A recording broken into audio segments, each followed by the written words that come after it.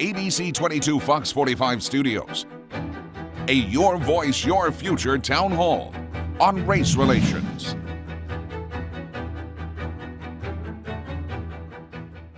A warm welcome from all of us here at ABC 22 Fox 45 for our Your Voice, Your Future town hall on race relations in America. I'm Jack Atherton. And hello, I'm Deborah Lenz. Tonight we are taking an in-depth look at how police interact with their communities and how they're perceived across racial lines. We hope you'll watch and listen, but most of all, take part. We want to begin tonight by reviewing the long history of tensions between African Americans and police. Sadly, they go all the way back to the slave patrols that punished any slave who tried to escape, and extended into Martin Luther King's era to Alabama's brutal segregationist Bull Connor. But it was in 1991 that America exploded.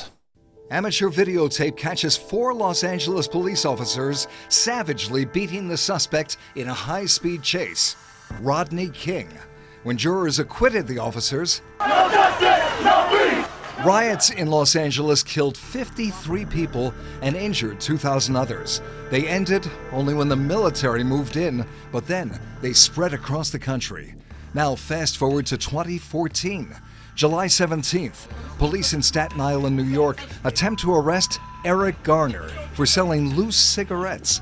They say he resisted, so they put him in what police call a headlock, but others say it was an illegal chokehold. The 43-year-old father with underlying medical problems later died. When video of Garner's arrest went viral, protesters across the country chanted his last words, "I can't breathe." August 5th, a 911 call sends 2 Beaver Creek, Ohio police officers to the local Walmart.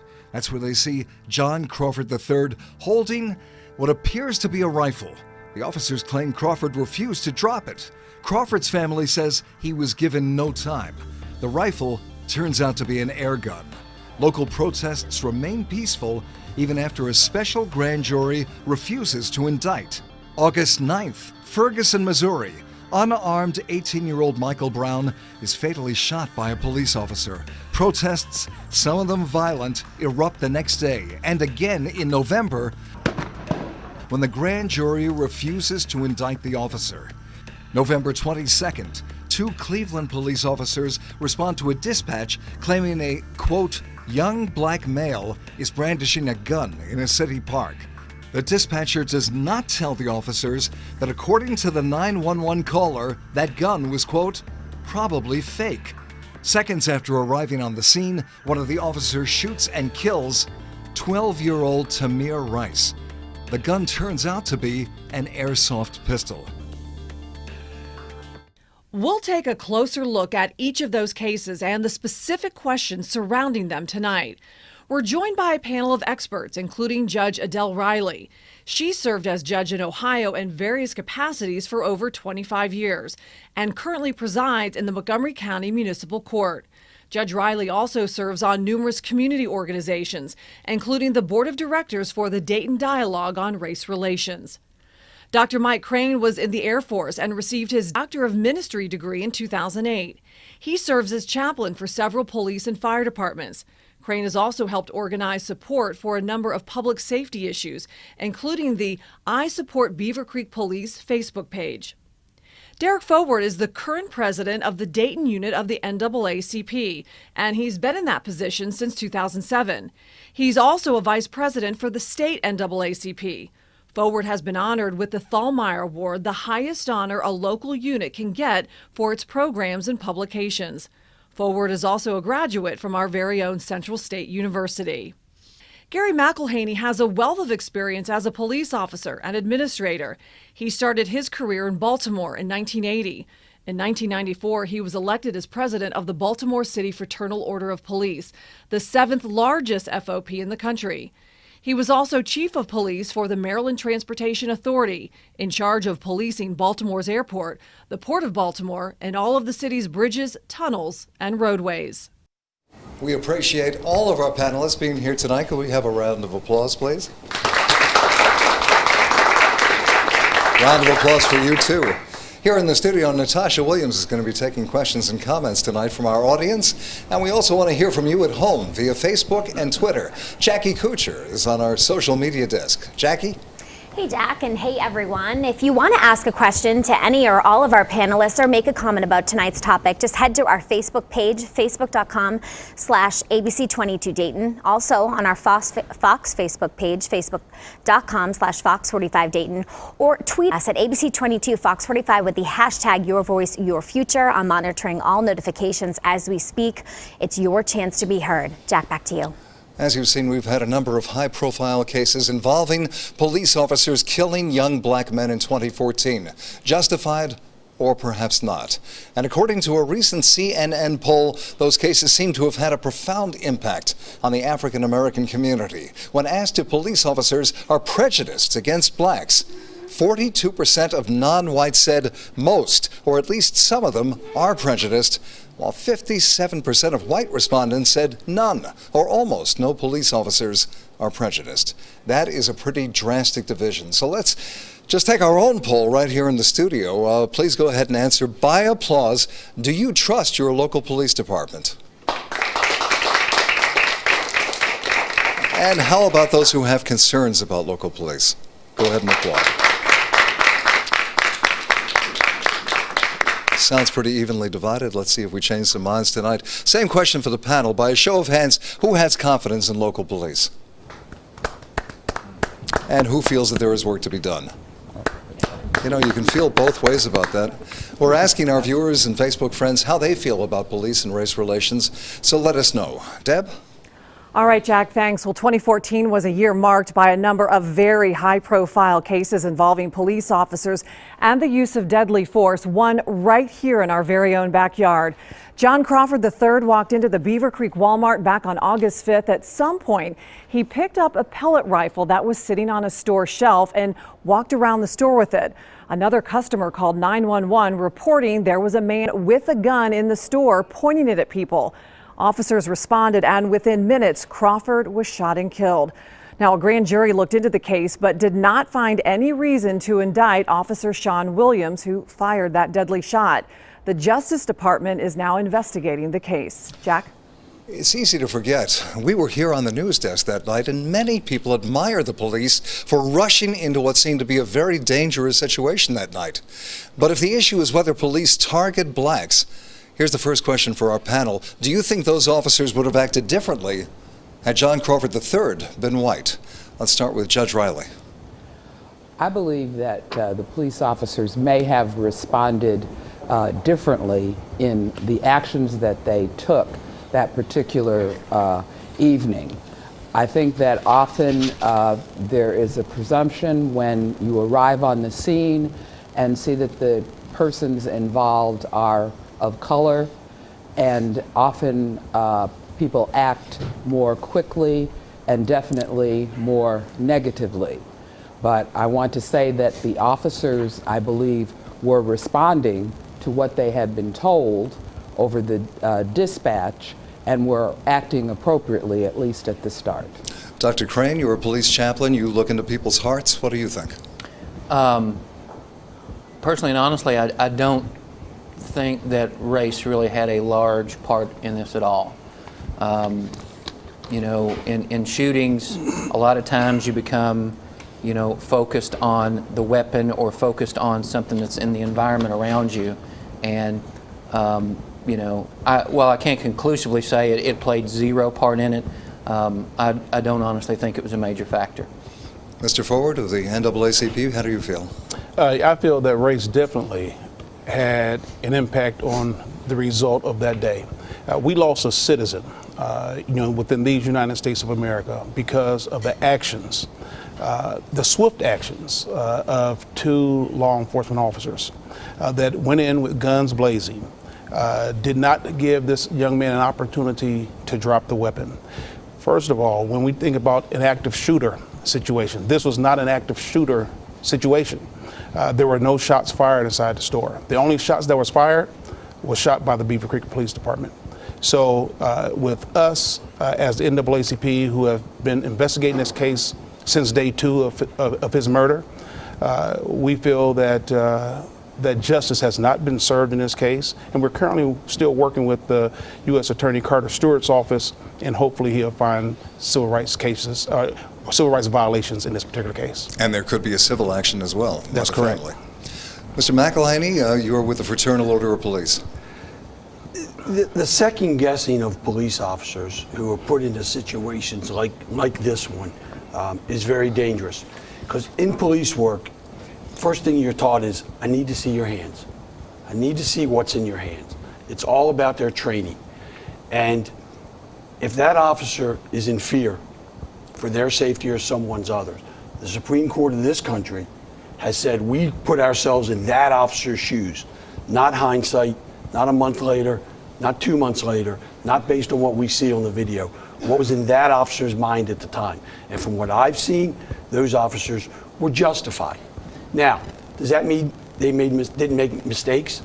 Does that mean training didn't come into play? There was issues involving whether they could have taken cover, whether they could have issued commands? Maybe. But that's not how we judge the actions of a police officer. The actions are judged the moment they pull that trigger. Were they justified? You've heard Mr. Forward say that he does not feel that justice was done. A special prosecutor presented this case, and it went to a special grand jury. Do you fault the process, and what would you do to have done it differently? I'm going to start off with this. Please do. We had an opportunity to talk with Ohio Attorney General Mike DeWine. Mike DeWine assured me personally that he would let me have a copy of that videotape the day that he released and showed the videotape to the family. Once I lose trust in you, it's kind of hard for you to regain my trust. And at the end of the day, our Ohio attorney actually told a lie that particular day, and he in turn got a special prosecutor involved in this particular case that did not even want the case. And we heard that firsthand from the father. He told the father he didn't know why Mike DeWine gave him that case. He did not want it. So what does that mean? That means that he's not going to vigilantly go in there to that grand jury and pursue that particular case and pursue an indictment. All an indictment says is there's probable cause. There's reason to believe that something happened. It was still going to go to a jury of his peers to find him innocent or guilty. But in this particular case, nothing happened. So, NAACP have grave concerns about the process. It was flawed from the beginning. It's during an election year, and unfortunately, a young man lost his life at the hands of a Beaver Creek police officer. And the policeman, I just want to back up to some former chief said here. The first line of action that police have, or first responsibility, is to protect and serve its citizens. They are taught to go in and reassess any and every situation before they get to the scene. So even though the police officers did not hear about it could potentially be a BB gun, they heard from Mr. Ritchie, who still needs to be held accountable as well. Mr. Ritchie, he is the 911 caller. The 911 caller. He needs to be held accountable as well. But even though that particular individual made that call, and as we all saw when Pittmeyer synced the video with the audio tape, nothing matched in his story. But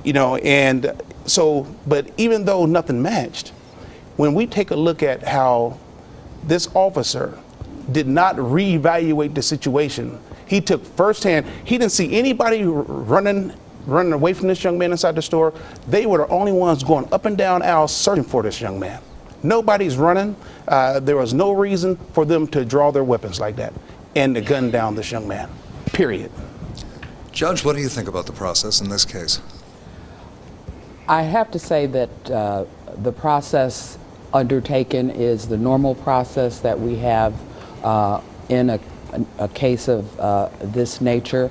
I can't really comment on whether or not an appropriate job was done. I would rather go back to the response of the police officers and say that training and education have a lot to do with what happens. And I think that if we had, and in the future, if we increase our training and our responses, we'll do better. Gentlemen, unless you have something particular to say about the judicial process, do you? Not about the judicial process, but when we talk about training in law enforcement, it's changed over the years. Okay. Post-Columbine, for example, when the police officers were criticized for staying outside, trying to put a plan together, trying to make entry, and that was an active shooter. I recognize that.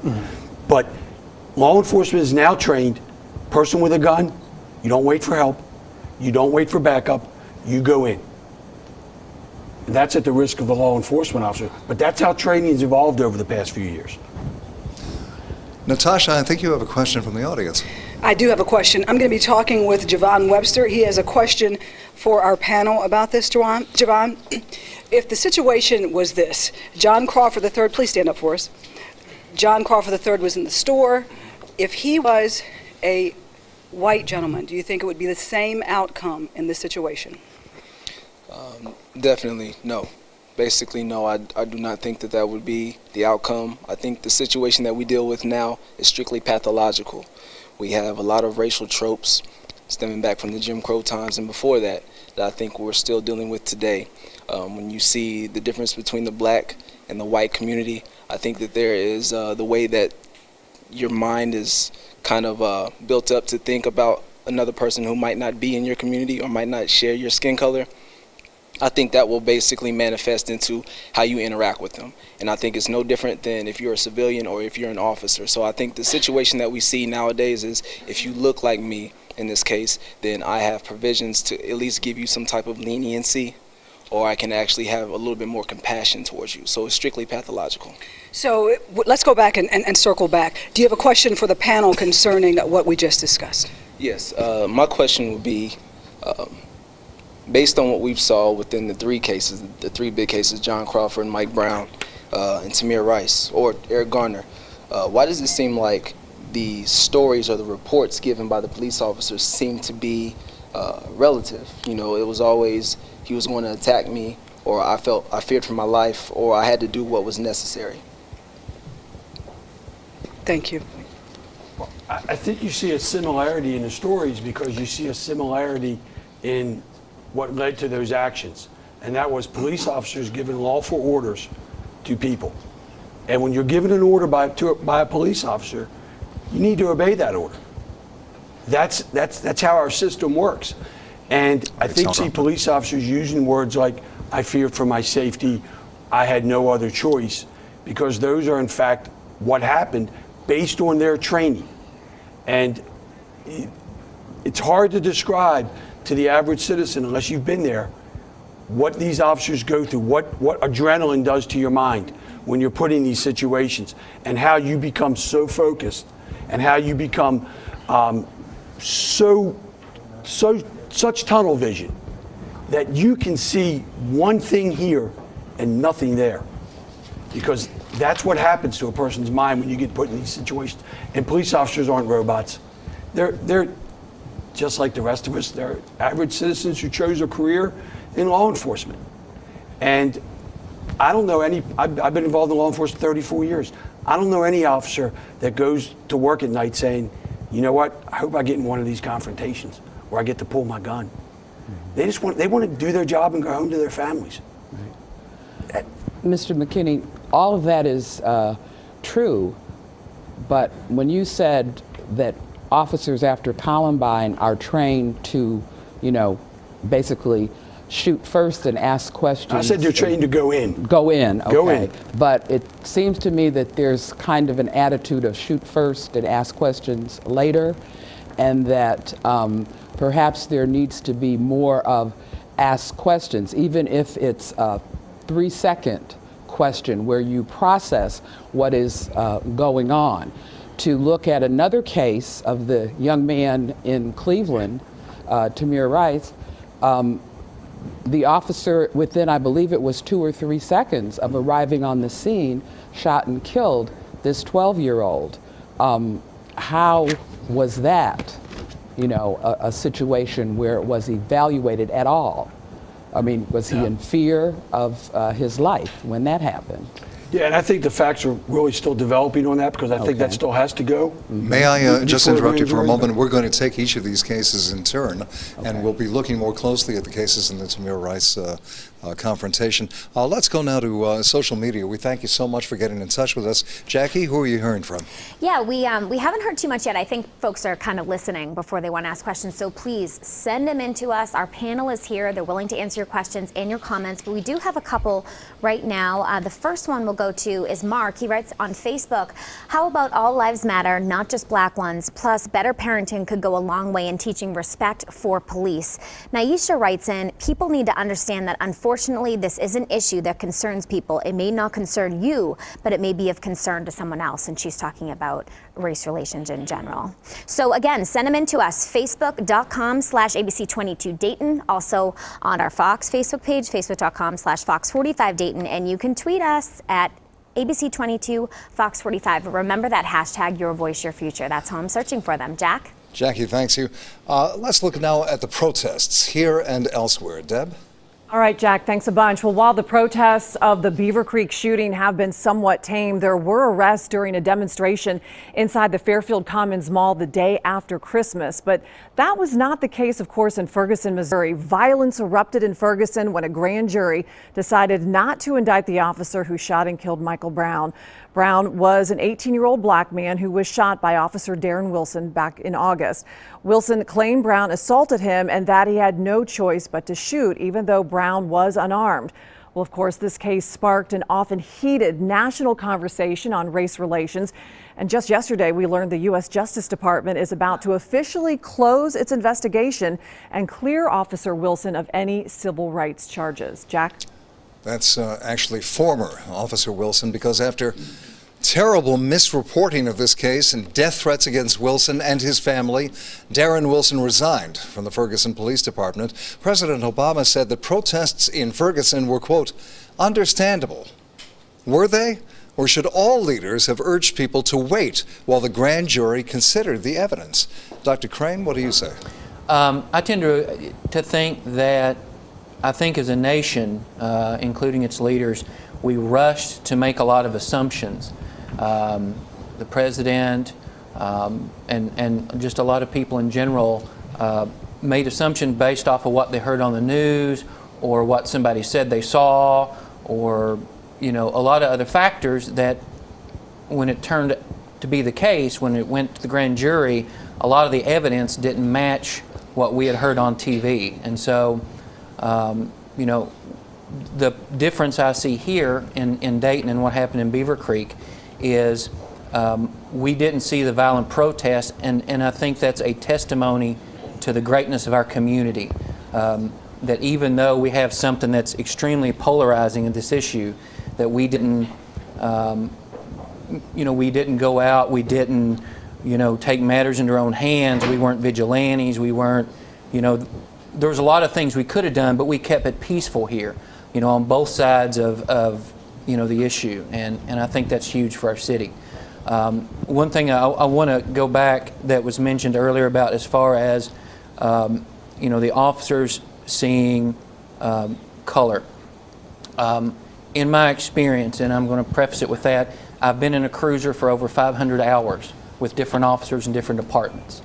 I have never once, and I want to emphasize never once, heard anybody make a comment as far as, I want to pull that particular person over because he's African American, or I don't see that racism that people claim are out there, and I just wanted to kind of, make that point as well. I think Judge Riley and Mr. Forward have said that sometimes this is unconscious. But let me ask you, Mr. Forward, about the protests. What the purpose of a protest is when the grand jury is considering evidence. Is it to pressure the grand jury?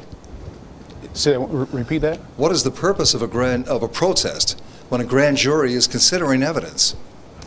Well, first of all, let me say this. The Dayton unit NAACP, as well as the national NAACP, highly supports law enforcement. And I can tell you that even myself, when I got my very first checkbook, and my credit union said, well, Mr. Ford, here's a list of checks that you can get to start, basically get started. When I was going through that book and I seen the one that said to protect and serve, that's the checkbook that I got.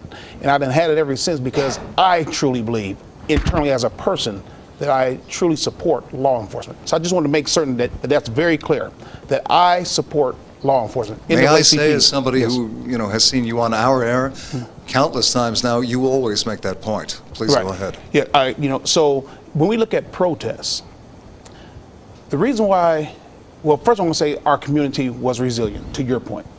Our community acted resilient in the John Crawford case. Resilient, and I applaud them. But the main difference in that particular case and what happened in Ferguson is the young man who was murdered here inside of our community was not from our community. He was not from Dayton, Ohio. He was from actually Fairfield, Ohio. And then it actually took place in Beaver Creek, Ohio. So there was a slight disconnect regarding the amount of people that went out there to protest.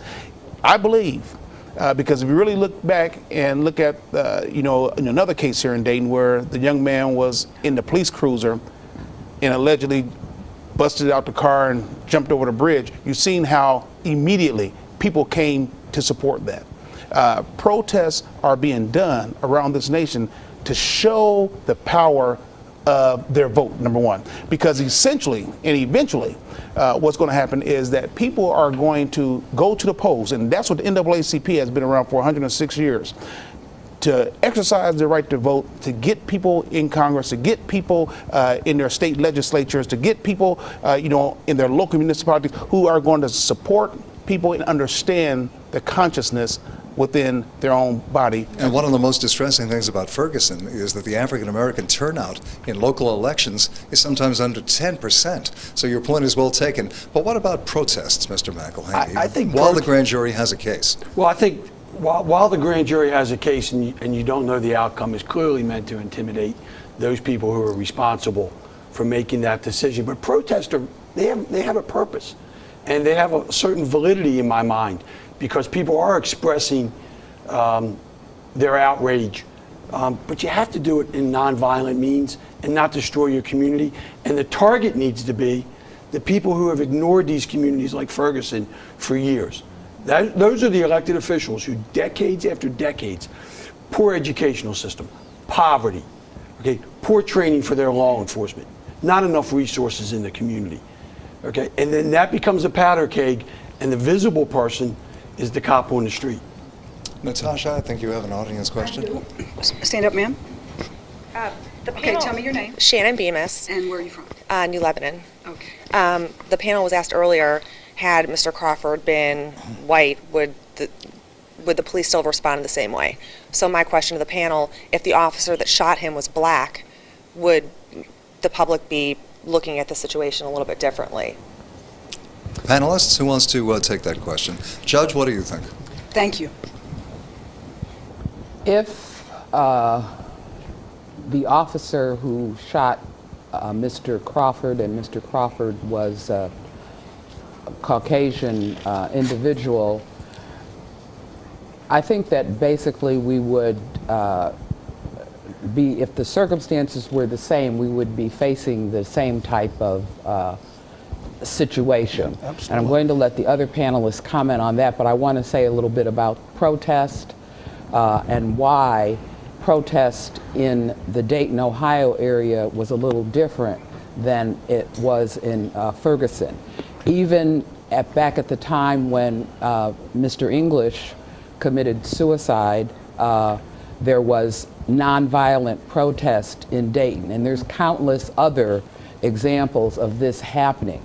In Dayton, since 1998, we have had what we call the Dayton Dialogue on Race Relations.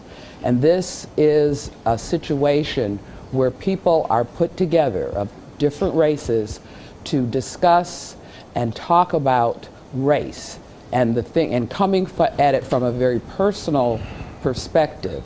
It's a facilitated program where there are anyone can speak their mind. It doesn't become violent. The facilitators are trained so that we go forward. And this has been going on in Dayton in small groups since 1998. And I believe that we've reached over 6,000 people. And I believe that this has had a partial effect on our responses here in Dayton. For people who are watching around the country, this is one of the great communities in the country, and one of the reasons is what the judge just mentioned. We want to make sure that we cover all 4 of the cases that we laid out for you within the first hour when people are going to be watching online. So Deb, tell us about the next one.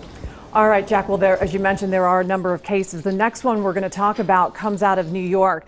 Back in July, if you recall, a white police officer was caught on camera taking down an unarmed black man suspected of illegally selling loose cigarettes. 43-year-old Eric Garner died as a result. The New York Police Department prohibits the use of chokeholds. Well, in December, a grand jury again did not indict the officer involved. Well, now the FBI is conducting a federal civil rights investigation into that controversial death. Jack? Some say this was not a chokehold, it was a legal headlock, and that Mr. Garner died because he had underlying medical conditions. Did you see a chokehold or did you see a headlock? Let's start with Mr. McElhaney. My view, it was a chokehold. When you put your arm around someone's neck, that's a chokehold. I'm not judging whether the officer was correct in his actions, but that wasn't a restraint that I've seen officers trained in. How much does it concern you, Mr. Forward, that any violence was used, strong arm tactics were used against somebody when the underlying offense was selling loose cigarettes? Very disturbing. And it's a culture that exists in law enforcement. And when I think about how this young man selling cigarettes and loses his life, that really hits right here home. And I said, how can somebody lose their life for selling cigarettes on the street, and then the officers are found not guilty and to have acted appropriately? We need more people like the police chief in, I think it was Pittsburgh, last week or 2 weeks ago, I just read, where he said that we as white Americans need to take ownership and need to start telling the truth. He was criticized for that. But at the end of the day, we need more people like that to step up, exercise leadership, and then we'll start to have a better nation in policing. The police actions disturbed a lot of people, but this is very disturbing too. In response to the Garner case, some protesters in New York chanted, quote, "What do we want? Dead cops." And indeed, 2 innocent New York officers were ambushed and murdered in their cruiser. Now, how much do you worry about anti-police feelings being stirred up by these kinds of cases? Dr. Crane. Particularly as one who is in a cruiser with these guys on a good amount of occasions, it's a very definite concern. We have a very polarized debate, and it doesn't seem to be that there's much middle ground. You are either pro-police or you're anti-police. And it just seems to be that's pitted that way. And I don't think that's necessarily the case. I mean, I think a lot of good people may not understand what happened in New York, or may not understand what happened in Ferguson, or why it went down the way it did. But I think that the perspective has to be, and we mentioned it earlier, that the actions of an officer is determined and judged by what the officer knew at the time. And the Supreme Court case is Graham v. Connor. And Graham v. Connor is what allows us to determine if that officer's actions was reasonable and appropriate. And that we used the information that the officer had at the time to determine if those actions were appropriate, not what we know later, not what we heard on TV, not what comes out after the grand jury. We only make that determination based on what the officer had. And there's a lot of other things that that go into the training, that go into different things, that the regular person doesn't see or doesn't understand. And I think that the law enforcement community is starting to maybe to start that dialogue.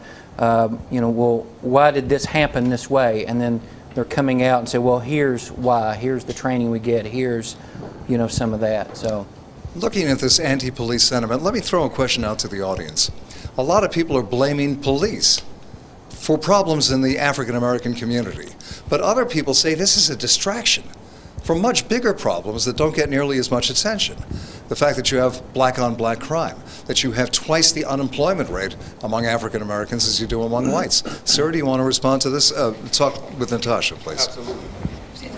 Okay. Yes, Bakari Lumumba. But I think first and foremost, when you look at black-on-black crime, many scholars, sociologists, even psychologists, they actually argue that it's simply misplaced aggression. It's the same as if you go on a job and your boss is tearing you a new one every day. You go home, you take it out on your wife because you're not able to actually, put your frustration where it actually lies.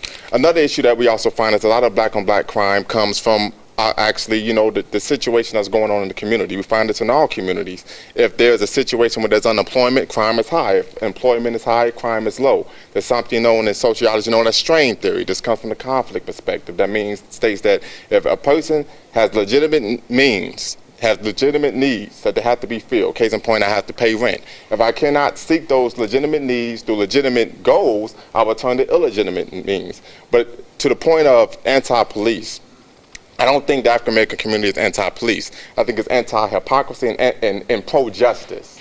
Okay, we know that this has been going on for a long time, as you alluded to at the start of the broadcast. We also know that when 9/11 happened, when Pearl Harbor happened, we didn't hear people saying be nonviolent and just walk the streets and protest. We heard preventive strikes, take action, so on and so forth. I think one of the famous U.S. generals said, "Praise the Lord and pass the ammunition." So we understand that this, once again, as Brother Ford said, there's a culture that goes along with this. But my last point I would like to make, when we're talking about the issue of anti-police violence, I believe wholeheartedly that, first and foremost, that man, I don't believe that he actually did that in terms of what happened with the case, because he shot his ex-girlfriend before he did that, then later pulled the gun on himself. So that's kind of indicative that he has some mental health issues going on. Although he did talk about the case. But yes. Go ahead, you're probably right. But the biggest issue is, when you create a climate of oppression, a climate of abuse, at some point someone is going to strike back. Case in point, if I was in a relationship and I was abusing my fiance or so on and so forth, at some point she would defend herself with a knife while I'm asleep, so on and so forth, because I created conditions in which she felt that was necessary. So I think if you really want to look at who is responsible for the deaths of those officers, you have to look at the New York Police Department and the Gestapo tactics that they use on inner city communities and communities that are impoverished. It goes back to that loose cigarettes question again. All right, let's we'll double back, but let's make sure that we cover our last case. Deb? All right, Jack. Well, another deadly shooting involving police and a pellet gun came out of the city of Cleveland. You may recall 12-year-old Tamir Rice was shot and killed after officers responded to a 911 call of someone brandishing a gun at a city park. They shot Rice within seconds of arriving on scene when they say he refused to raise his hands. The gun Rice was carrying was actually an airsoft pellet gun. The orange tip had been removed, and that tip signifies the gun is not real. Now, Rice's family has filed a wrongful death suit against the city of Cleveland and the two officers involved. Jack? The responding officers were not told by the dispatcher, as we mentioned, that the 911 caller said the gun might not be real. This case has not yet been heard by the grand jury. Do you think on the panel that anybody is going to be charged? What do you think from what you've heard so far? I know you can't prejudge. No, I can't. I'll pass it on. Okay. I'll take a shot Go at ahead, that. From all the evidence in that case, I don't think the officer involved will be charged. It's a tragedy. There's no doubt about it. I can only imagine what that officer is going through now in the aftermath of that shooting.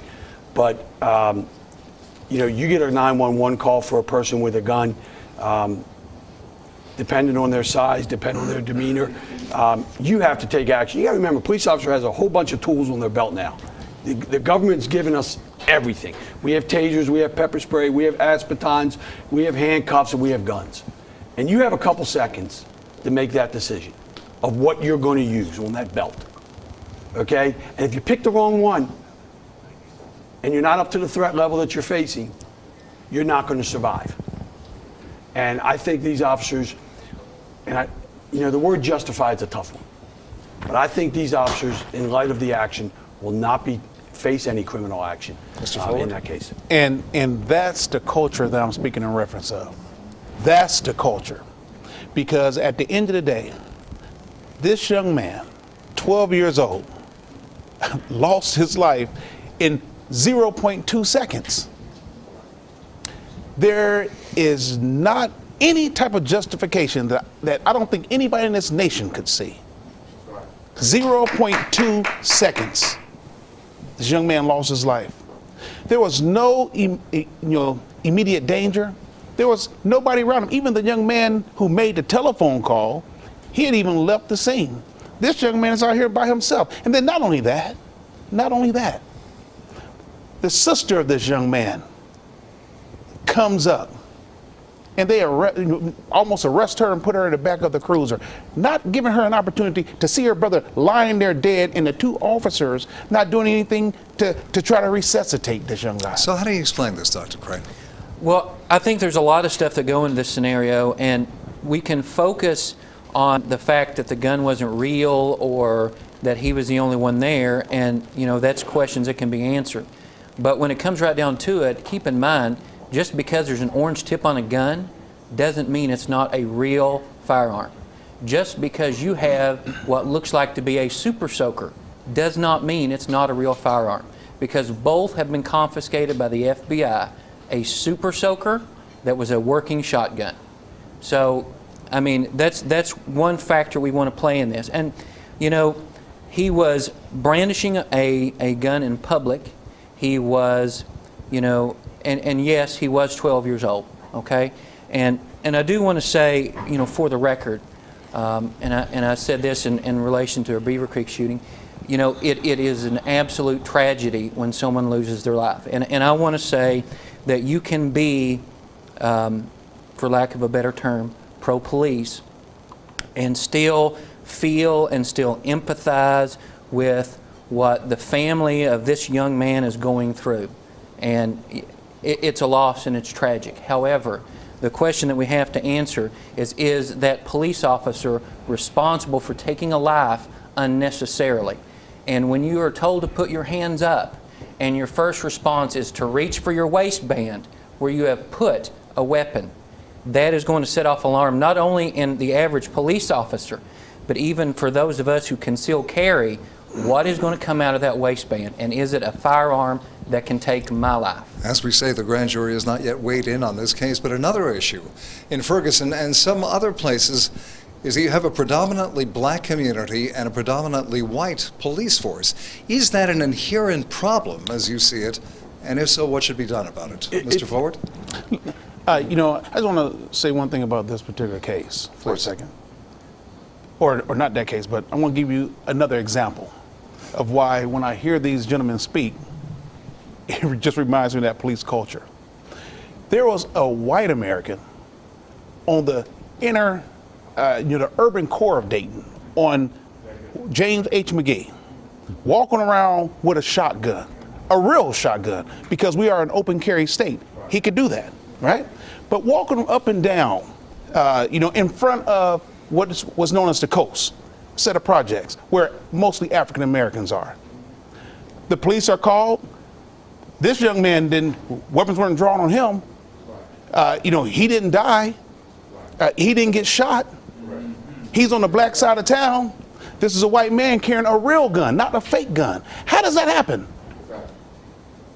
How does that happen? Well, Mr. to McElhaney? answer your question about African Americans in police work, police departments across the country need to do a better job of recruiting people in the community to become part of the community as law enforcement officers. Do they fail to do that because, as we sometimes hear, there's an old boy network? They fail to do it because the standards that we're judging applicants for police officers now, today, in 2015, are the same standards we used in 1970 and 1980. Okay? We have issues involving mandatory drug testing, polygraph examinations, stuff that happened when you were a juvenile. Okay? That's not how we judge whether someone has the character to become a police officer. Okay, let's do solid background investigations. Let's find people that are committed to helping to their community. We're not doing that. We have these, what they call standard boards in every state in the country that looks at these hiring standards. Okay, we need to do a better job in law enforcement of attracting people from the community that want to help that community. Okay, is this a larger problem that we have? No, let me just ask the judge about that point you made. Too often, and it's disproportionate to the percentage of the population, you have young African-American males who have a criminal record. Are we not giving them enough of a second chance? Probably, and it depends on what type of criminal record that they might have. I think that Mr. McKinney is right. We have to expand our view and expand our way in which we bring people who want to help the community into being able to serve the community. But yes, to answer your question. Just a quick number. My Please. city, Baltimore, 620,000 people.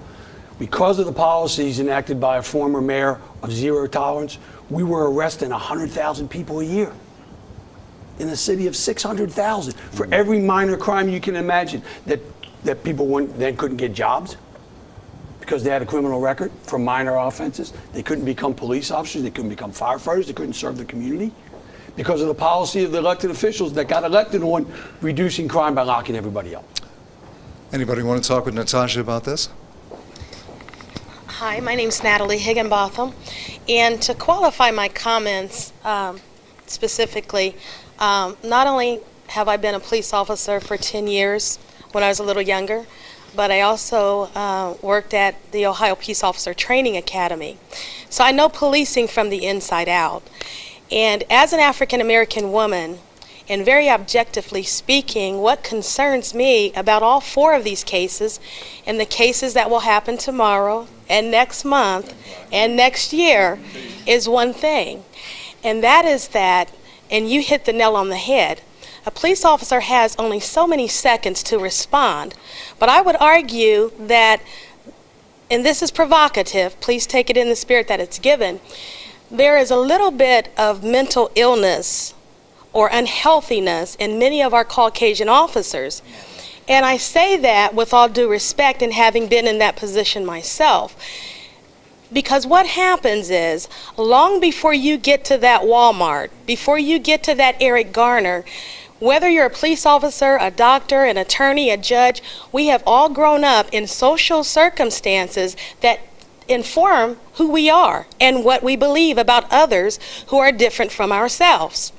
The reason that we have people being shot in seconds, okay, yes, that police officer has a decision to make whether he wants to live or die, but there's something that makes him afraid. Case in point, Ferguson, Ron Johnson, I believe his name was Ron Johnson, the captain that they put in charge, that was a highway patrolman. You witnessed it. When he came in, he's not only a part of the community, yes, he looked like the community, but there is a whole set of different interaction. Why? Because the fear that might strike a Caucasian police officer who's coming into that community to police is not the same experience that he had.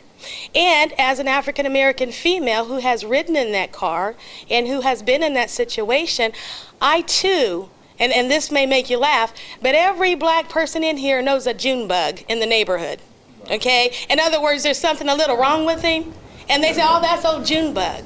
It's the same thing that we need to teach. Where do you teach our Caucasian officers? You don't start at the academy. You don't start in high school. This is something that is a culture of the United States of America that must be changed. And finally, if I can just say this, at the end of all of this, yes, I'm a doctor, yes, I'm a minister. I've come a long ways in my 50-some years. When I look back over all of this, the one thing that I hope we take out of this room tonight and spread is that whether you're a Christian, a Muslim, or whatever your faith is, we are all one people. And somehow, somewhere, we've got to understand that people who look different from us are worthy of the same life and respect that we would give our own children. Natalie, thanks so much for sharing that. Very quickly, Dr. Crane, because we want to move on, but you are in the perfect position to respond. Well, what do you say about the suggestion that some police officers are a little off?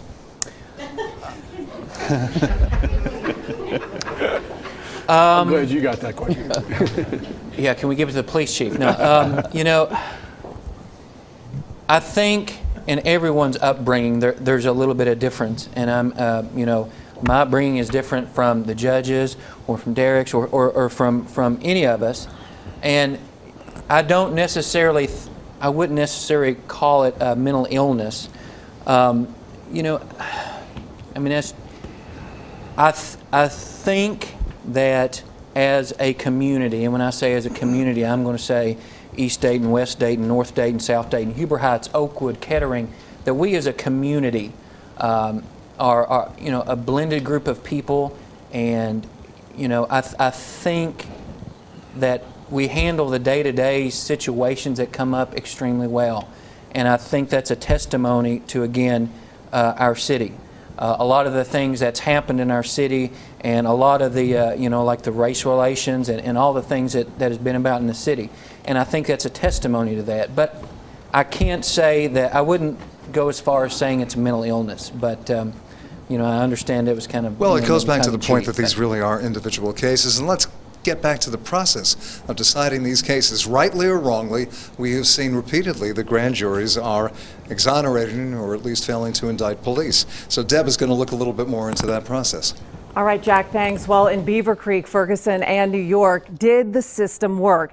You may have heard the saying coined by a former New York judge that a grand jury would indict a ham sandwich if that's what the prosecutor wanted. But police officers are rarely indicted.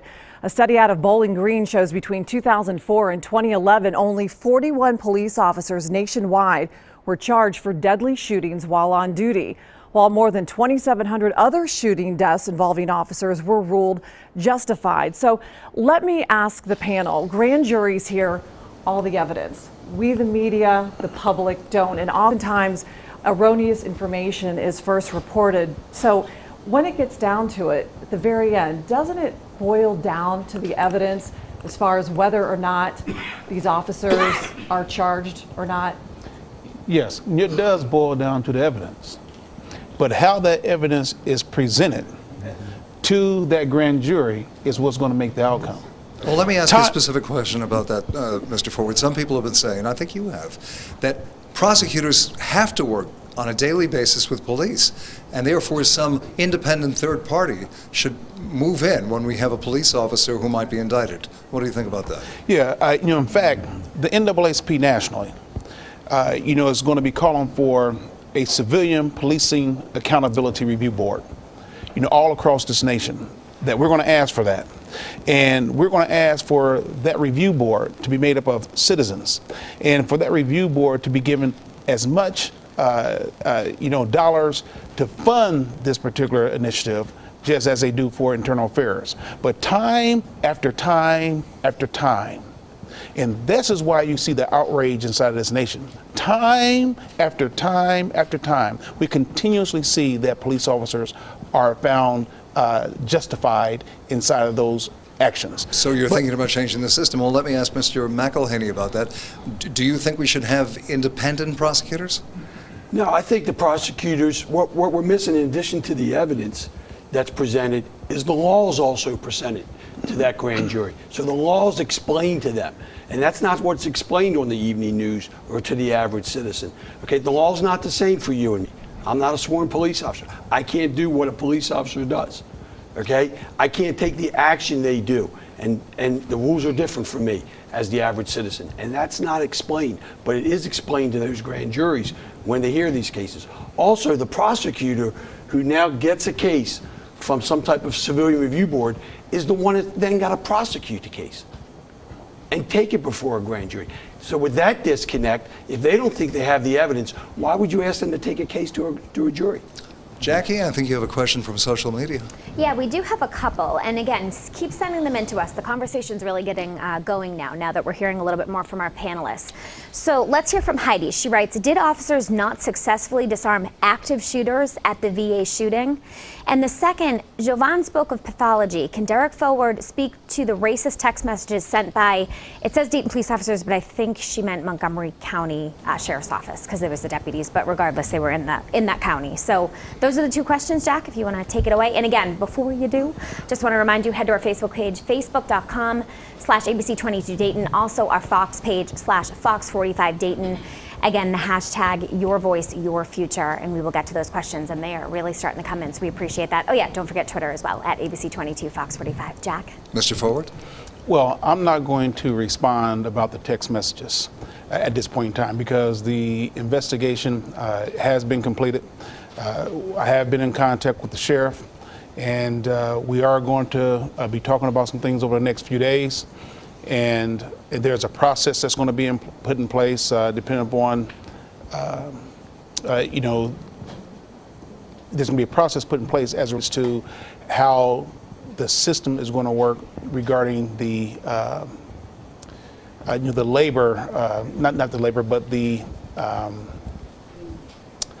I can't think exactly what it is. Well, let me ask Mr. McElhaney about this because he's a former chief. How do you deal with reports that you get that somebody on a police force may be racist?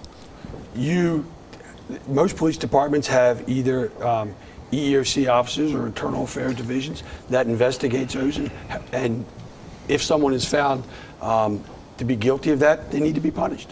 It's as simple as that. You can't tolerate that as a chief of police or a sheriff. You can't have that type of behavior in your department. And those people who are found guilty of that need to be severely disciplined, if not terminated. How pervasive is this in your experience? In my experience, it's not pervasive because I don't think it's tolerated. And I think most police chiefs won't tolerate it and will take swift action when they become aware of it. Are you trying to have more mixed race partners so that people, during the course of doing a job, become more sensitive? Well, the days of partners, remember, because of budget cuts, went away back in the 80s. Most of our police cars are single officer cars now. An officer gets to the car, gets to a scene of a crime, it's him or she alone. That's it. We did that because of budget cuts many years ago. The days of partners, that's TV stuff. We don't have them anymore. Now, while this is on my mind, I do want to urge all African Americans who know that they're going to be carrying a gun. I'm going to urge those individuals to go out and get a CCW permit so that they will not be trumpeted with charges, face an automatic 3 years or 5 year sentence because of carrying a weapon. And they can go to Nada Academy that's out on Delphus Road. So the African Americans inside of our community, I want them to make certain that they understand, yes, we're an open carry state, but at the end of the day, once you conceal that weapon in any manner, that's going to be a charge. But if you have that CCW permit, just like the young man did at the Dayton Mall a couple of weeks ago, he was not charged because he had the right to carry that gun or had the right to conceal that gun. Oftentimes, people don't understand what their rights are, and citizens do have the right to go and get a $90 permit to carry a concealed weapon. So I just want to make certain that while I was thinking about that I communicated that. But also, it's when you're dealing with, I'm going to use 3 words. Everybody understands weed and seed. Everybody understands that. Weed out the bad, seed in the good. But I'm going to use a 3rd word. And this is the issue that we have in policing. Give it to me very quickly because we're about to end the hour. And that is breed. Okay. We are breeding people to be racist. Yeah. Indeed we are. And that's a big issue, which we might pursue in the next half hour. But thank you for joining us for this first hour of the Town Hall on Race Relations. Stay with us, because in just a moment, the discussion continues on breed and a whole lot else online.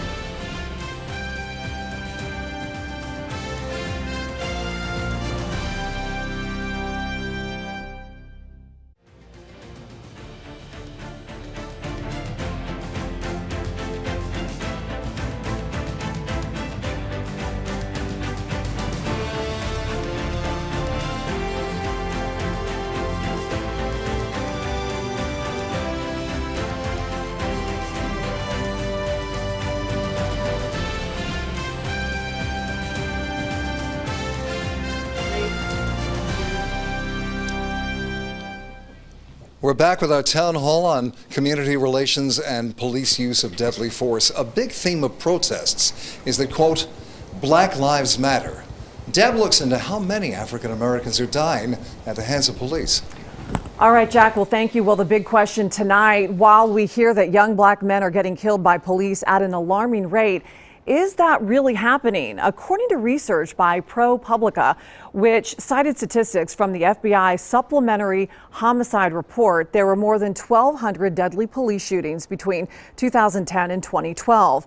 And blacks ages 15 to 19 were killed at a rate of 31.17 per million, while whites were killed at a rate of 1.47 per million, implying that young black men are 21% more likely to be killed by police. Now, on the flip side, according to the Centers for Disease Control and Prevention in 2012, nationwide, 123 black people were killed by police bullets compared to 326 whites. Now, part of the problem is inaccurate and unreliable reporting, which we alluded to a little bit earlier, Jack. It's also, of course, a great difference in the population between blacks and whites. Natasha, did you want to say something about this? Javon, you are stand up, please, for me. You're a young black man. Let's talk about the experience. You heard the numbers. You heard what they were saying. Explain to us, how that makes you feel. We talked early on about police shootings and how you're affected by a young black man. Explain how those numbers make you feel. Well, the numbers are no surprise to me, honestly. I mean, I feel like I was raised in a country that still looks at me as a threat, no matter if I have a college degree or not. The way I wear my hair, I've been defined unjustly and unfairly.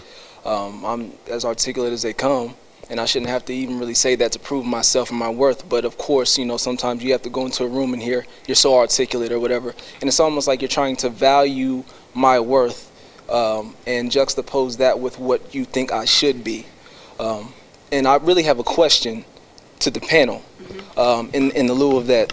And it's a really deep question. And my question is, do you think the black brute stereotype is the main reason for the so-called defense and stockpiling of weapons, and also the unjust murders of these young black men, mainly by white residents and white officers in America? Because not only are they officers that we've heard in these stories, we've heard of an old man going out into the trash while another black man was taking out the trash and just shooting him right there, saying, "You stole my radio." And the guy turned and said, "What are you talking about?" And he shot him in the face.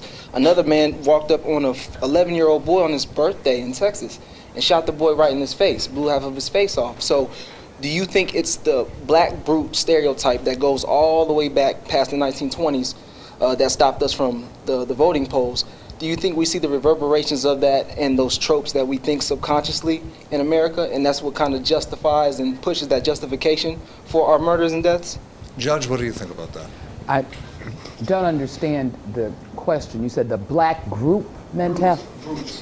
The black brute, yes. Oh, black brute. Yes, ma'am. Okay, I'm sorry, I misunderstood the word. Certainly that's part of it.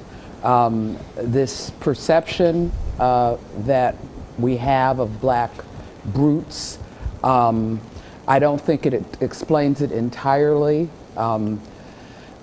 We're just going to have to work at these things. We're going to have to learn how to trust each other. And I'm talking about across racial lines. And you've got to do that coming up from young people, okay? As babies, we've got to be able to share and get together and learn about each other. I may see this young lady here, but if I can't trust her, then there's going to be no interaction between us. Mr. Forward, can you pick up on that idea of breed that you mentioned before? Yeah, the breed that I mentioned before, goes to, I can tell you that we investigated a case in Drexel, okay? And it was a situation whereas the young lady was testifying against a young man for ethnic intimidation. And as she was testifying against him, the young man was in jail, and he told this lady, "If you testify against me, I'm going to burn your house down." Well, of course, she's thinking, well, how are you going to do that? And you are here with me and you're in jail. Well, he had his teenage son to burn down her house. So when I talk about breed, I'm talking about breeding our children to have the same culture as us. But one thing I do know about American society, everybody isn't like that. That's how President Obama has won the White House not once but twice, because Caucasians, a lot of younger Caucasians don't share the same values as their parents and grandparents. And that's a good thing, because the tide is starting to change. But the other point regarding this is that as America starts to brown, America is browning, whether or not we like it or not. That's the stockpile of guns, because America is browning. So there is a fear. There is a fear that when we were shackled, brought up here in slave ships, bound in the bottom of a barrel of a boat, urinating feces all on each other. That's ingrained in who we are, because that's how we were treated as an African American people. But as life goes on, it's going to get better. I'm going to pray that it gets better. I'm going to pray that it gets better. But until we change the heart, that's one thing you can't legislate. Right. You can't legislate somebody's heart. So unfortunately, some people are going to have to die out, both black and white. Some black people have become racist because of what has happened to them, because of what their experiences are. I can tell you myself, I'm going to give you one quick example of how I could have turned out like that. Here it is, I'm in Cincinnati, Ohio, at a jazz festival, about to come home from a jazz festival. Me and a friend of mine's. We're about to get on the highway. Like, well, what in the world did I do? I know I didn't do anything.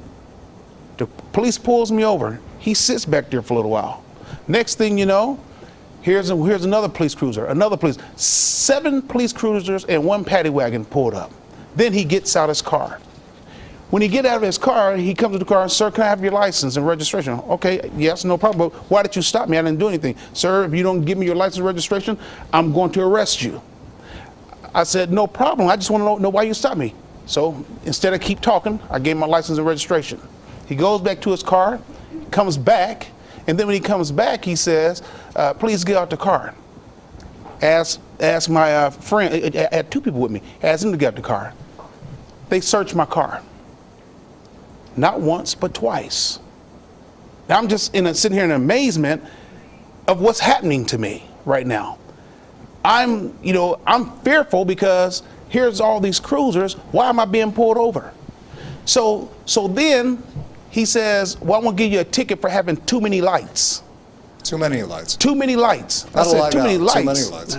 So That's a new one. So I said, well, what do you mean by that? He said, well, have one of your friends to go and press on your brake. So I asked one of my friends to go and press on my brake. Then he says, you see those lights going? Because it was an old Night Rider lights. I had a brake light to go across the back like that.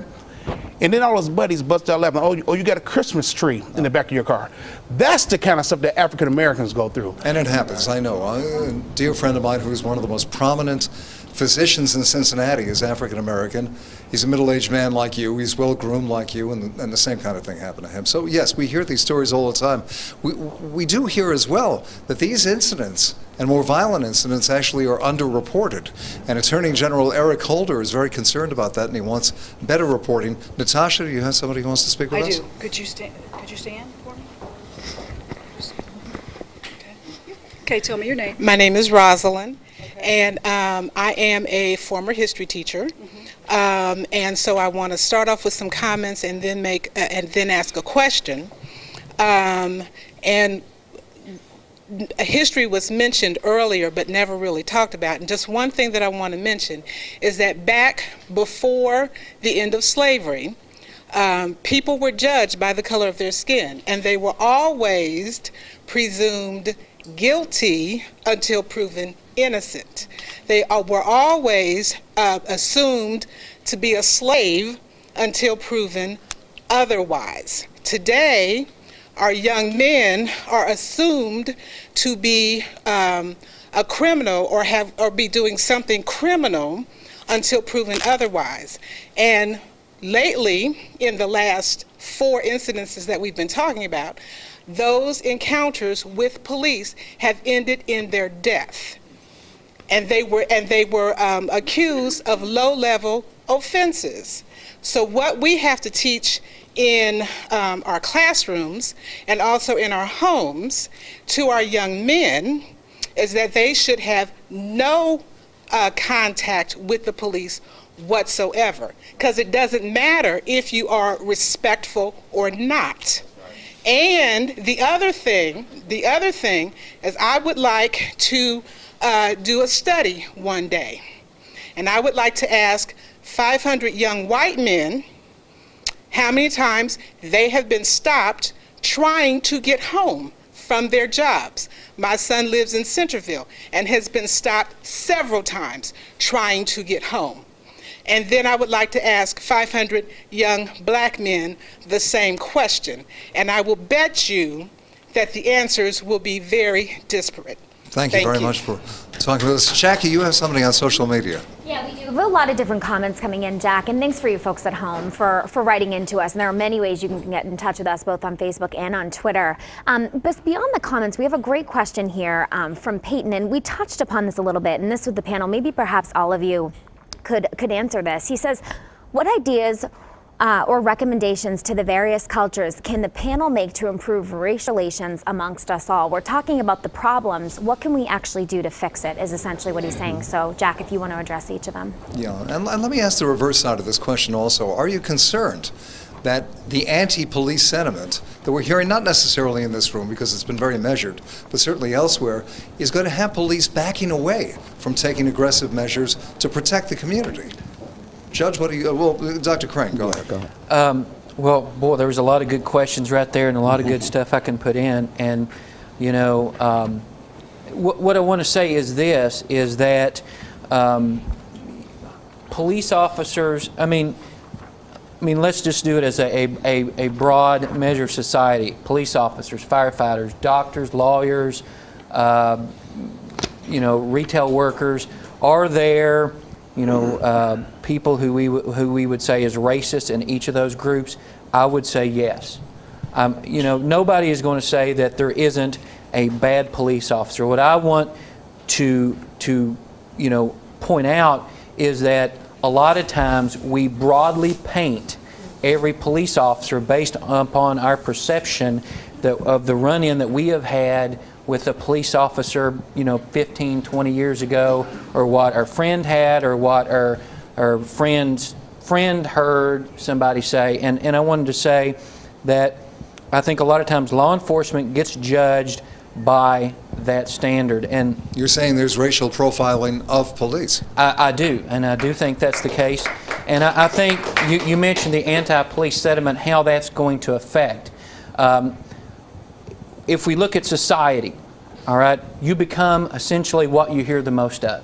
And so when you constantly are bombarded with, you know, the police are bad, the police are bad, the police are bad, the police are not there to help you, that is what we're hearing, that is what our kids are hearing, and that's inevitably what they're going to come to believe.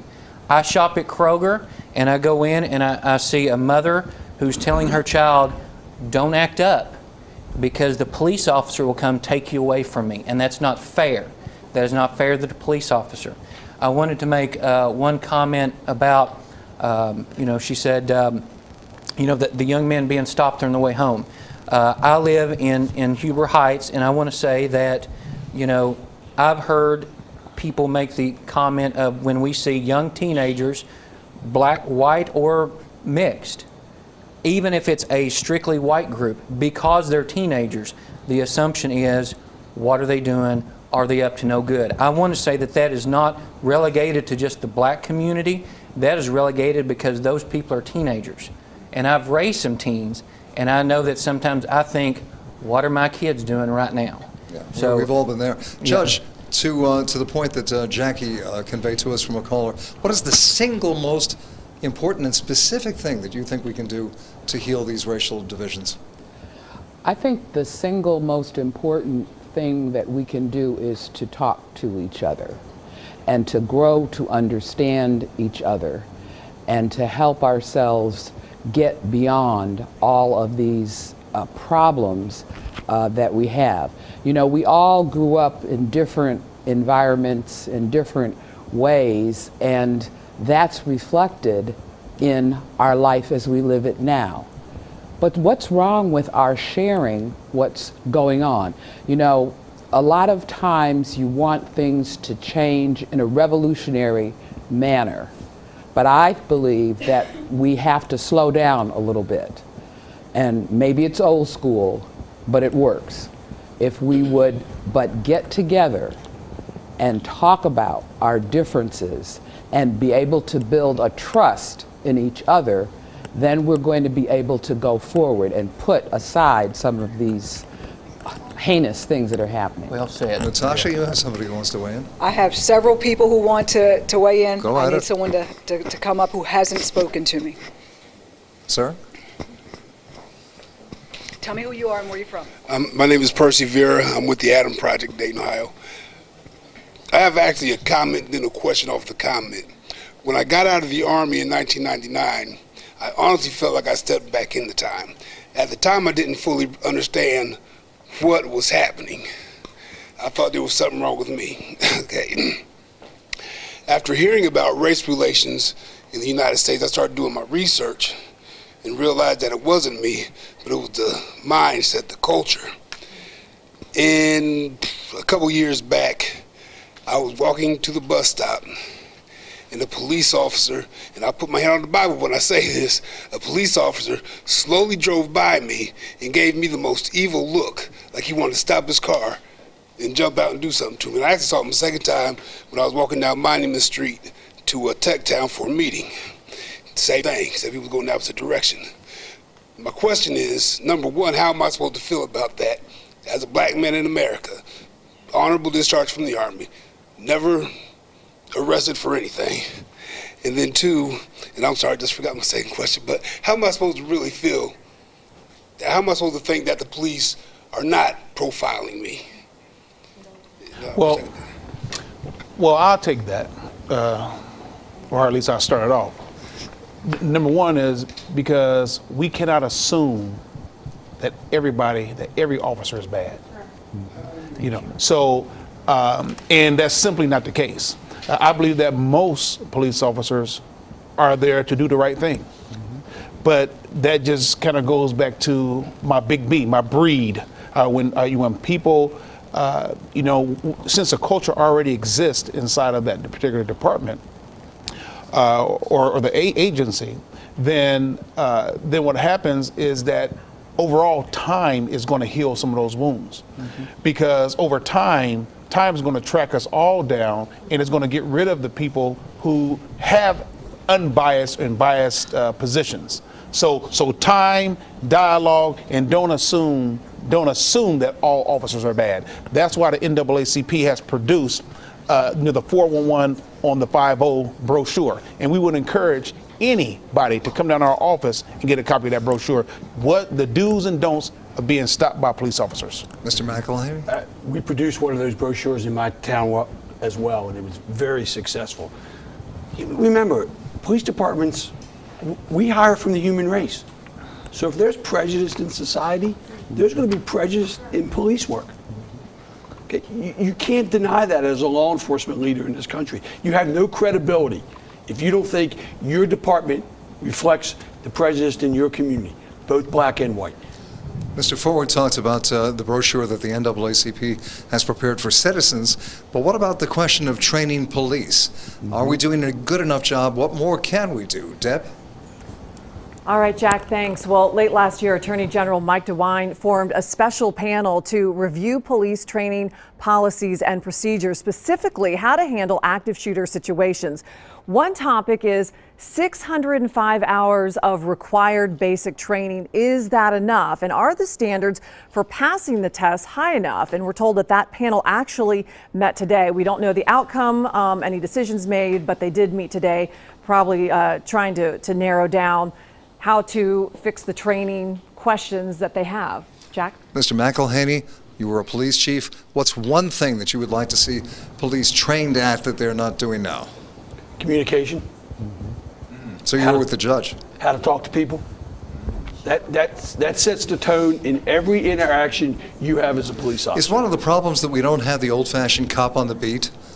One of the problems is you have police officers in patrol cars. Some will blame it on the advent of air conditioning in patrol cars, with the windows rolled up and driving down the street all day. But you're responding to, in my town, we're responding to 1 million 911 calls. Excuse me. Okay, you're going from call to call to call. No time to walk. No time to get out and meet the community. You handle 20 to 25 patrol calls a night in an 8-hour shift. You have no time to do anything except go from call to call. You're not interacting with the community. The resources have been limited. These budget cuts that we've been going through in this country over the past dozen or so years have devastated law enforcement across this country. We want to make sure we get to as many people as possible who want to ask questions. Natasha, you had somebody a moment ago. You wandered away. We actually did. Come here, ma'am. Let's talk to you. You've been anxious to talk, so let's get your comment in. Now, what's your name? Patty Phillips. Okay, Patty, what's your comment for our panel? I would just like to follow up on what Judge Riley was saying and what Mr. Forward has also said, and all of them about communicating. And I went to an event at Wright State Tuesday evening on race and police, and it was wonderful. We had small groups. Dayton Police and the sheriffs were all there and represented, and that's exactly what we need to do. And I just hope that these town hall meetings are going to continue. Right. That's all I'd like to say. Thank you. I hope they will, but there's another way that people are communicating, and it certainly is changing the reaction that we have to unfortunate incidents and also to dialogue, and of course that's social media. It's remarkable as well how celebrities are getting involved with this. We had people who began talking, wearing the I Can't Breathe shirts. We had others stepping forward on behalf of the police. Dr. Crane, you were involved in that effort. How is communication changing? I think social media is really a double-edged sword because you have the capability to get a message out there, and in our example, the I Support the Beaver Creek Police page, I mean that just took off. I honestly didn't think it would get as big as it did. But one of the things that I've noticed, and I've got my share of death threats, I've got my share of just insults and just horrible things that people have said about me or about my family, and the option to be totally anonymous, you can say what you want or do what you want, and you don't even have to have your real name there. I think that becomes a problem. I think it's good that we can get out a message, and I think it's good that we can talk and we can interact, but also it has the downside of, I can say whatever I want, and there really isn't any accountability. And I think that's a problem that we need to address. And I think probably really the best things that we can do is events like this, events like a town hall, events like the Miami Valley, the MVC Pop that they put on every year toward in the fall, as far as to get community involved in their policing. I think those events are huge. Events like the yearly event that Dayton has with the homicide victims. People of all races who have been victims of a homicide get together and they have that commonality. And you might be white, black, Asian, whatever, but you still have that commonality. And I see that, hey, this person is different than me, but we have this thing in common, and that we have been victimized by someone else. I think what we really need is not more social media, but more me and you face to face and me and you in groups to hear and actually see and interact with real live people. Mm-hmm. Let's go to one last quick question that we have. Natasha, you have this lady waiting to talk with us, and then we're going to wrap things up. What's your name? My name's Robin Bodine. Come step this way for me, please. All right, so I think in order for any progression to be made, and my question is going to go to Mr. Forward primarily. I hear what you're saying about culture, and I get that, but can you not also recognize that there's another culture where people are walking into schools and they're shooting 15 to 20 people in a matter of seconds? They're walking into malls. What appears to be routine stops, as far as a police officer is concerned, they turn their back and a gun's pulled out and they're shot. Can you not recognize that culture as well? And And maybe in moving forward, can we not talk about that? And at what point do you start holding people accountable for their own actions? If a police officer tells you to put your hands up, to drop your weapon, any of those things, should they not be held accountable at that point for an action they did or didn't take? If it's a wrong action, absolutely they should be held accountable. If it's a wrong action. But a young man like Tamir Rice, within seconds, a young man like John Crawford, within seconds, a young man like Eric Garner, chokehold, with a young man like Mike Brown, you ask a question. If you're gonna say that, you have to put all the facts out there. Were they told, in Eric Garner in that particular instance, was he told to quit resisting? Was he told to put his hands behind his back? He wasn't resisting. This was a young man, he had his hands up just like this, and the guy kept applying the pressure. He wasn't complying, I guess. But one thing I do want to say, ma'am, is this, because I respect you and I love you, okay? I want you to know that. To this gentleman's point, I think the reason why your Facebook page blew up is because we all support the police, okay? So it's not anti-police. It has nothing to do with being anti-police. It's the bad officers that exist within any police department. Well, Mr. Forward, we're going to wrap it up on exactly that note. We began by saying that the first reaction to the Beaver Creek shooting was that the police showed courage based on what they thought they knew going into a very dangerous situation. And if indeed that had been a dangerous situation and a police officer had been killed, we would have had funerals for them as heroes. The question, is not whether or not they are good or bad cops. We know there are good and bad everything, but we know that most of the police officers sign up for this line of work and risk their lives every single day trying to protect us. And Debbie, you want to wrap up on that note? Absolutely. From solving crimes to keeping the peace, Jack. This picture we're going to show you exploded on social media at the end of November, and it happened in Portland, Oregon during a rally over the shooting death of Michael Brown. A tearful 12-year-old African-American boy was holding up a sign that read "Free Hugs," and a white police officer took him up on it. I love this picture. I tweeted it out. I put it on Facebook. And the photographer who took this picture says he knew he captured something special, something very powerful. And just to what Mr. Forward said, you've got good doctors, you've got bad doctors, you've got, good teachers, you've got bad teachers. There's some good cops, there's bad cops. There's going to be a little bit of bad, but I don't know that necessarily sets the tone for our entire police force. And perhaps we have to do more to hold the bad cops, or at least the criminally mistaken cops accountable. I think we can all agree on that. Do we need more positive stories about police? Absolutely. Yes, I think we can all agree on that also. Do we need local police to get more involved in the community? You've been talking about that also. So there's a lot of work to be done, and we're going to be here for you to keep the dialogue going, and we can't thank you enough for joining us tonight. All of you here in the audience, everybody on social media, let's get final thoughts from our panelists on what we've learned today. Let's start with the judge. I'd just like to, over here, this young lady was going to make a comment or had a question. I just had a comment. Okay. And we focus on what has happened with the police and the shootings, but I think we need to make it broader than that. Oftentimes we have these discussions and Caucasians get upset because they do feel like we are not supporting the police, or we feel like that we're attacking. It's not about that. I've rallied here and I've rallied in Washington, D.C. It is absolutely not about that. And until white people understand and recognize that this isn't just about these incidents. When we go in the store, we're followed. People assume that we're stealing. When we go drive down the street, someone assumes we don't belong there when we live in the suburbs. And so there is a mindset that leads to the way that we feel when a white officer takes a life. It's something that has built up. So our frustration doesn't just exist. And until white people start to understand that this is bigger than this.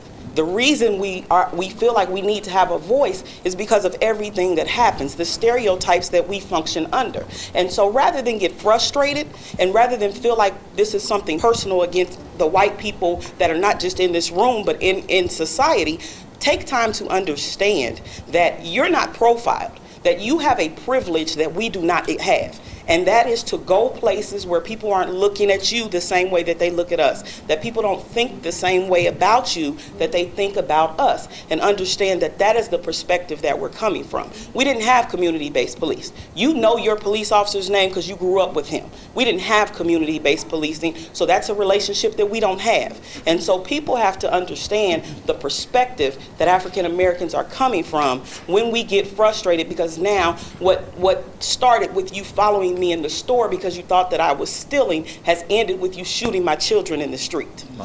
Thank you. Powerful. Judge, what did you want to say? Yeah, yielded my time. Just let me say, if you want to deal more with white privilege, with getting to know each other, call 937-333-1411.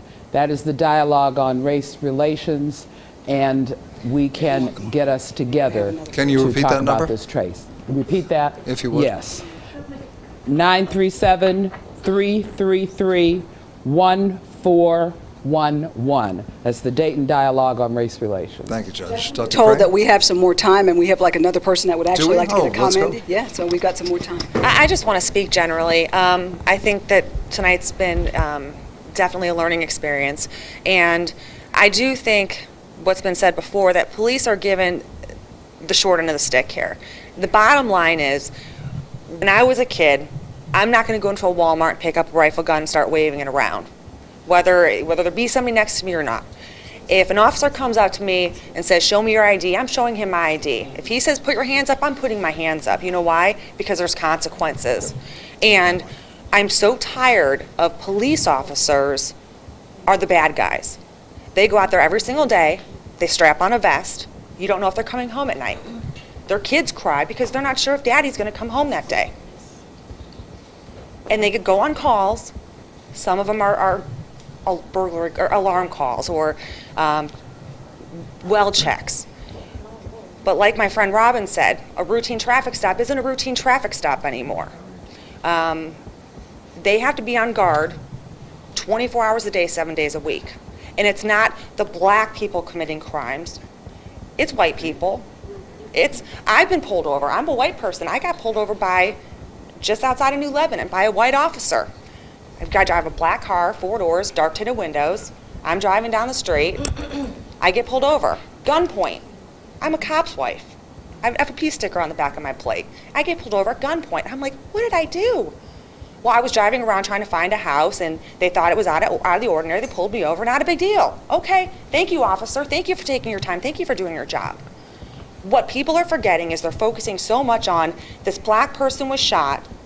How many white people are shot every year? Where are those statistics? How many officers kill white people every year? And it may be justified or not justified in those eyes, but you know what? You're not in that situation. The thing with the Walmart shooting, you don't have time, as I think actually Mr. McClinley said, to reassess a situation. You are being given information and you are to react within seconds. You don't reassess, you are assessing a situation. You're in a Walmart where there could be potentially hundreds of people, kids, black, white, it doesn't matter what it is. And they're going in, risking their lives to protect ours. Okay. Well, would you like to comment, Derek? Natalie Higginbotham wants to say something. Very quickly, you can hold it, so I'll be short-winded. Very quickly, what I wish is that everybody in here right now could close your eyes and remember 9/11. On that day, we were Americans. On that day, we were not black and white. We were not pitted against police officers. And let me just say this very quickly. As a former police officer, please do not take it out of this room that people are anti-police. We love our police. We support our police. Absolutely. As a police officer formerly, what everybody is saying is the same thing. Throw out the bad doctors. Throw out the bad police. Throw out the bad attorneys. Right. We are not anti-police. We love our police. And please remember 9/11. And everybody go back there in your mind and remember that. Because there was no black and white on 9/11, and we don't need it. I spent too much time in the United States Air Force for this nation, and it brings tears to my eyes, and it breaks my heart to see the nonsense.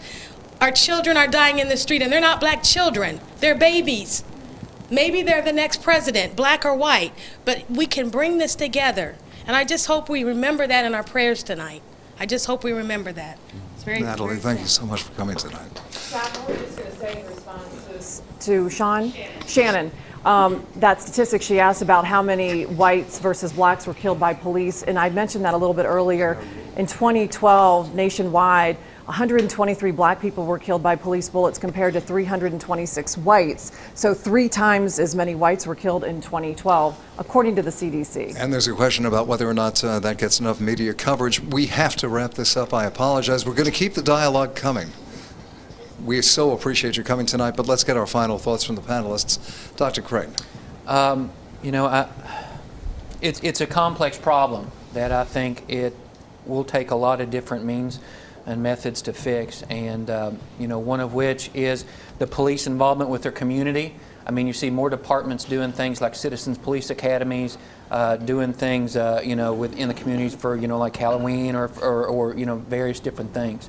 And I think as the community, the community should be more involved in those events.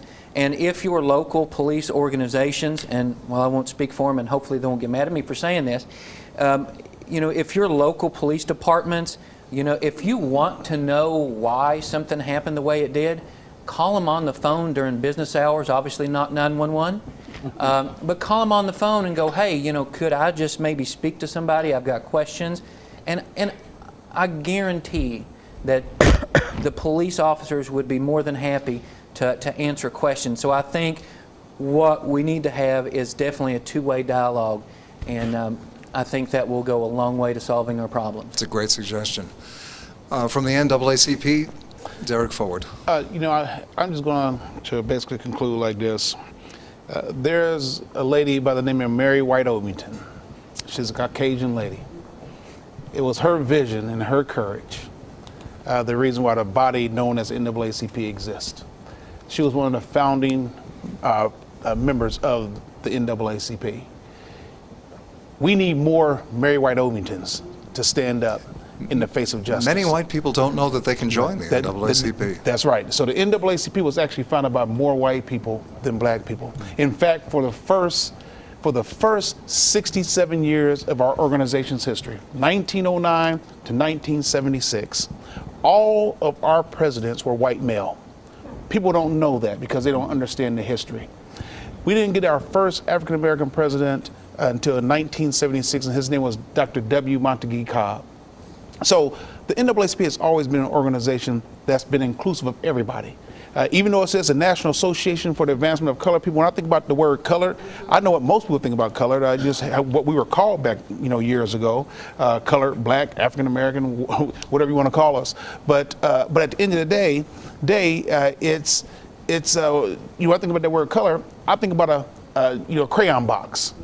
Crayon box is made up of all different kinds of colors, and I would ask for every person within our region to join the NAACP.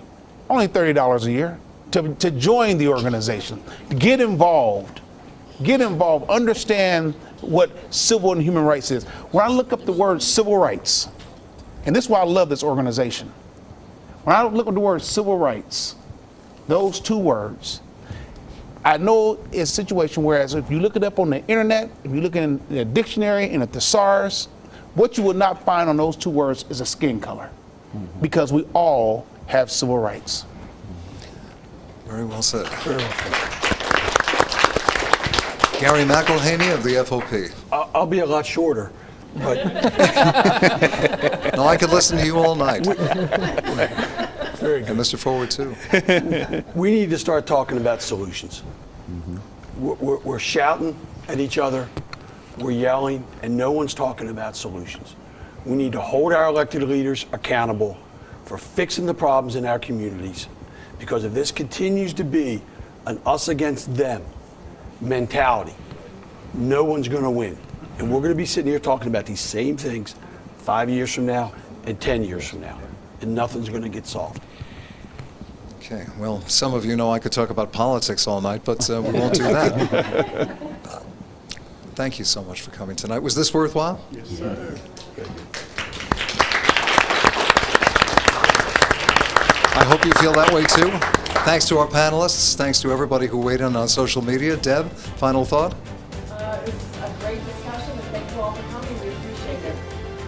Please watch us every night, whenever you can, morning, afternoon, and night, ABC 22 and Fox 45, and we'll keep this going. Good night. Good night. Okay. You likewise.